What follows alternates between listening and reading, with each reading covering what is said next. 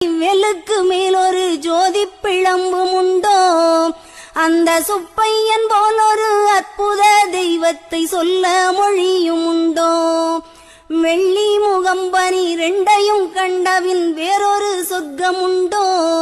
Aunty வேஷத்திலாயினும் வீரத்திலாயினும் Velanai வெல்வதுண்டோ? சித்தர் வணங்கிய சேவற்கொடியோனை சேர்ந்து பணிந்திடுவோம். அந்த சிக்கலிலாயினும் செந்திலாயினும் சென்று பணிந்திடுவோம்.